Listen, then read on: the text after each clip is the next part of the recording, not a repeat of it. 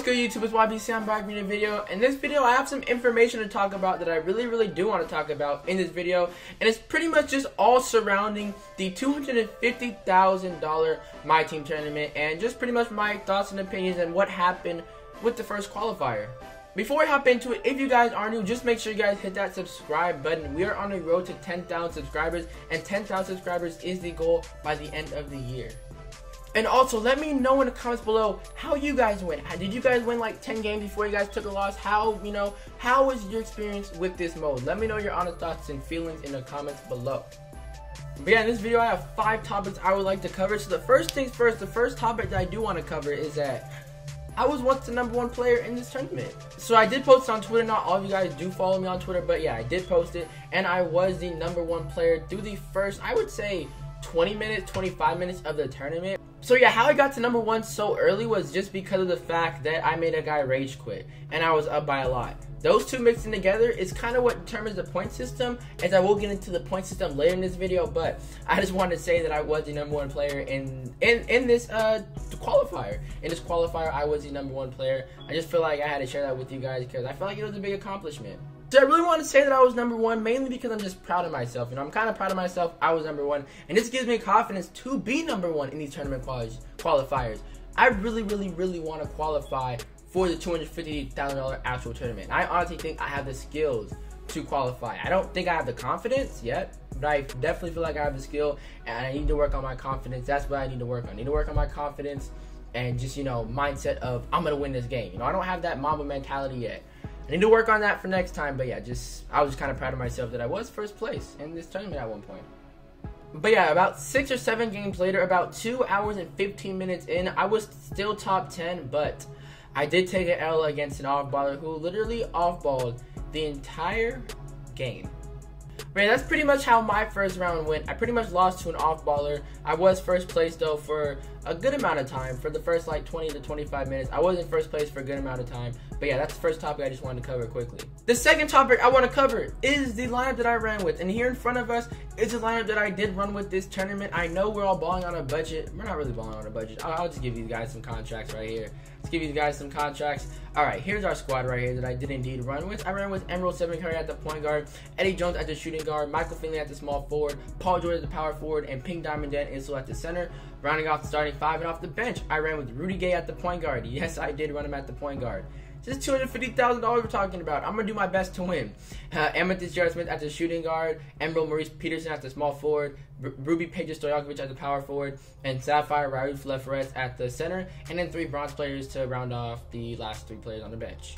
So yeah, in this lineup, what I did look to do was pretty much have a lot of people who are 3-and-D players, basically who can shoot a 3-ball and who could play defense. Those are the only 2 things I like, because my offense is just simply surrounding pick and roll and rotation, and my defense is based on IQ and great defense. So I feel like I have a good amount of all-around players in terms of 3-and-D players. So this is a lineup that I did run with throughout literally the entire tournament. So yeah, this is going to lead me into my third topic that I want to talk about. And the third topic that I do want to talk about is the point system, and how pretty much the point system worked from my experience playing 2.5 hours, close to 2.5 hours of this qualifier. My opinion on what I think how the point system worked.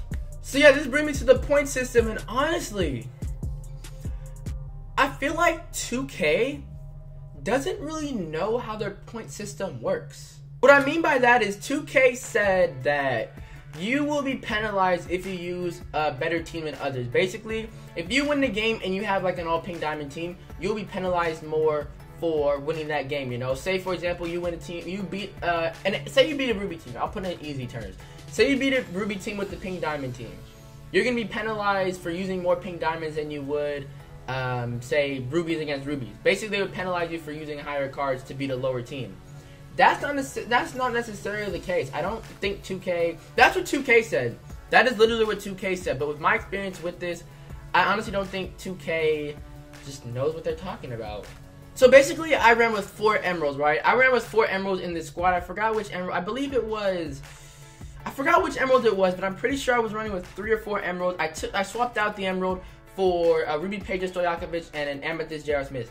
Basically, I upgraded my roster because I want to see if having a better roster will penalize you.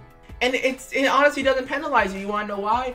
Because I beat somebody, and it honestly doesn't, because the first game I won, I used emeralds. I got 206 points for it.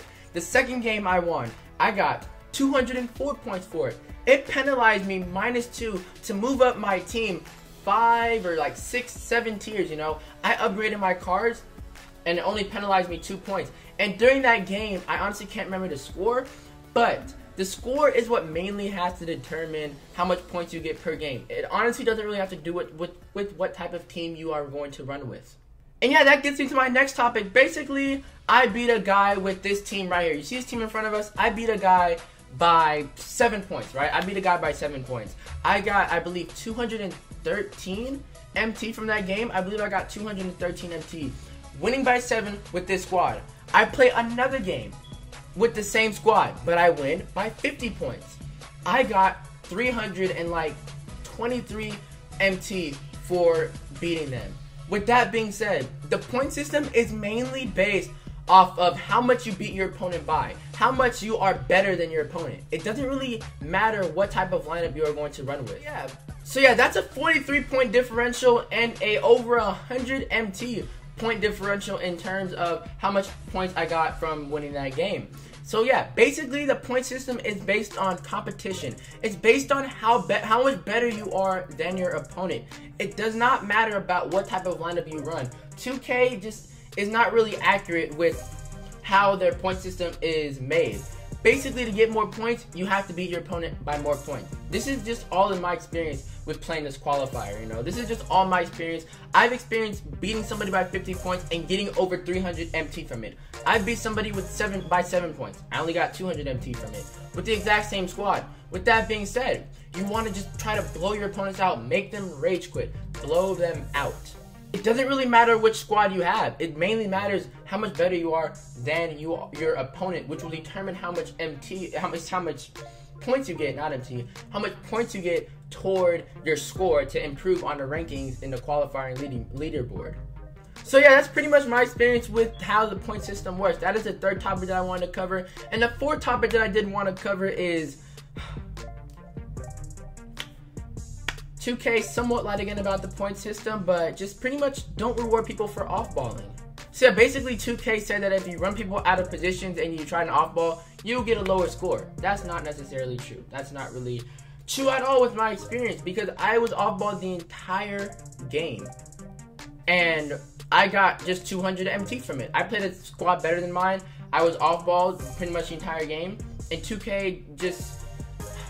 it doesn't reward you for playing up against off-ball. They have to reward you for playing up against off-ball. Off-ball is so annoying this year. And if somebody's going to off-ball you, you have to get more points for beating them. That's something you have to be rewarded for your opponent off-balling. And for your opponent who's off-balling, your opponent has to get a lower score than they would if they on-balled you. That's what competition is. That's skill gap. It's not, you don't have skill off-balling. You have skill on-balling and beating your opponent fair and square. There's no skill gap with off-balling. Anybody can off-ball and win a game. Yeah, I know what you guys are probably wondering right now. YBC, you're a hypocrite. You off-ball in your zone. I off-ball in my zone to do manual rotations. There's a big difference, huge difference, between off-balling in a zone and rotating your players around off-ball so you can rotate them around to be in the right spot and read passing lanes and stuff like that. And there's also another extent for just simply off-balling on a center who can't shoot the entire game, you know what I'm saying? There's a big difference between the two. That's pretty much the fourth topic, is kind of reward people slightly for just playing up against cheese, in my opinion, you know? It's all about skill. It's all about the skill gap in this tournament. And the more 2K can reward you for having skill, the better the tournament's going to be. Simple as that. So yeah, the fifth and final topic I do want to cover in this video is simply the servers. What is going on with your servers, Ronnie?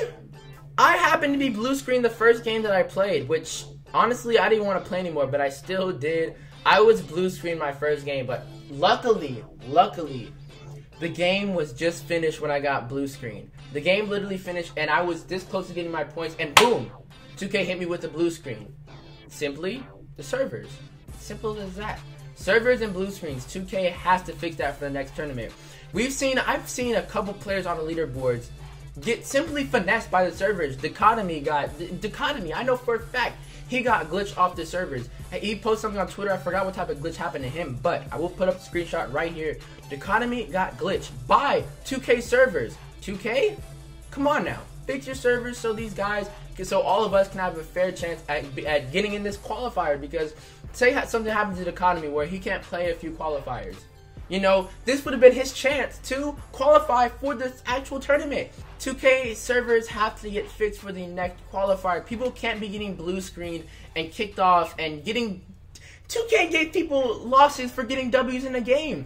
People won the game but received a loss. I know that happened in gym, which is why I brought it up.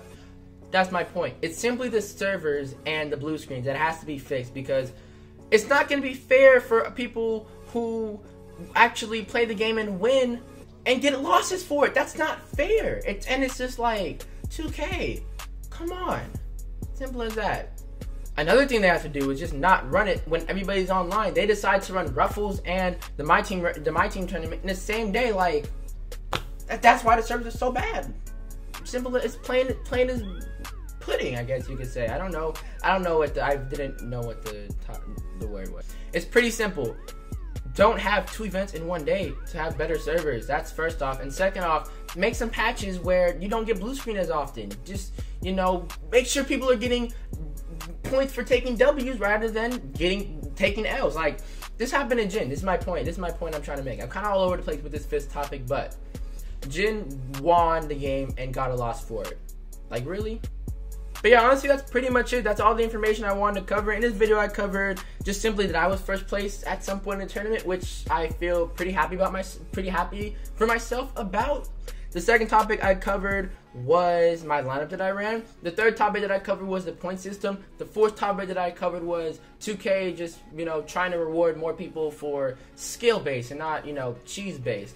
The fifth topic that I covered was the servers and stuff they needed to improve on for the next tournament next weekend, or next tournament qualifier next weekend. But yeah, that's pretty much it. Thank you guys for watching. I will catch you guys in the next one. More videos coming soon. So if you guys are new, don't forget to hit that subscribe button. Thank you guys for watching as usual. And it's YBC and I'm out. Peace.